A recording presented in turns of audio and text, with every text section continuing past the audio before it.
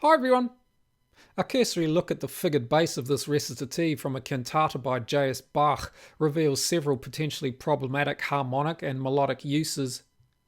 Several second inversion and root position diminished triads, for example, seem to defy the era's typical usage, with this second inversion triad's fifth degree being left by a leap, and this root position diminished triad's root note, instead of resolving as expected to the indicated F dominant seventh chord's root note, moves to its seventh degree. The key of G minor, concluding the previous movement, also appears to be immediately countered by the inclusion of this D half diminished seventh chord, which here perhaps sounds as neighbouring supertonic seventh harmony to the framing C minor chords. The key of C minor is also suggested here with the inclusion of F minor harmony. The resulting key scheme of this quick look at the figured bass then suggests a move through the keys of C minor, G minor, and on to B flat major. Looking at the figured bass together with the alto part, however, reveals a different analysis in which some freer use of harmonic and melodic elements are still present, but many are clarified by the interaction of the two parts. The entire movement also is underpinned by an overall design connecting the recitative's framing movements. Through the initial bars, while the alto essentially outlines the notes of the indicated D half diminished seventh chord, for example, it then includes these B naturals, creating B half diminished seventh harmony, sounding as a secondary diminished seventh chord to G minor's subdominant. This second inversion E diminished triad also is initially extended through the addition of the alto's D flat notes to sound as E diminished seventh harmony, before then resolving as a secondary chord to the following F minor harmony. This C may be heard together with the E diminished triad, either as creating secondary C dominant seventh harmony or as an anticipation of the F minor chord's fifth degree. The F minor chord should probably be heard as the minor subtonic of G minor, which is here included probably as text painting for the words "and my crime is."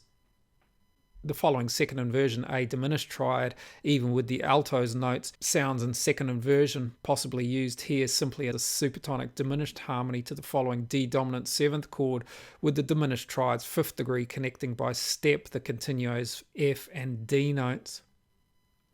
The D dominant seventh harmony is then prolonged by a secondary C sharp diminished seventh chord, with these notes sounding as an anticipation of the second D dominant's root note before cadencing on to G minor's tonic. This E diminished triad is immediately aligned with the C in the alto, creating secondary C dominant seventh harmony to the following F dominant seventh chord. The F dominant seventh chord can here be heard as altered supertonic harmony, moving with B flat major harmony as a 2-5-1 cadence to E flat major, the key of the following movement. This G flat therefore may be heard as the seventh degree of an A diminished seventh chord, resolving to B flat major. The altered supertonic is prolonged here by this E diminished triad, which together with the alto's D flat sounds as secondary E diminished seventh harmony, resolving to F.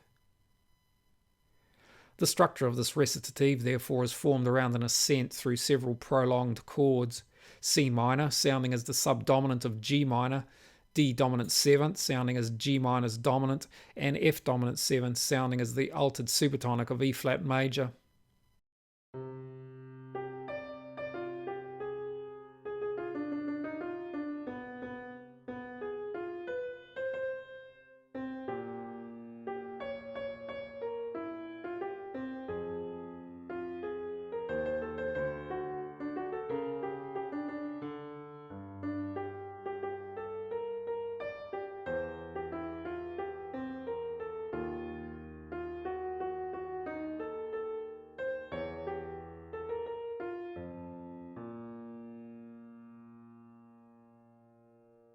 I hope you found this useful. Thanks for watching. See you next time.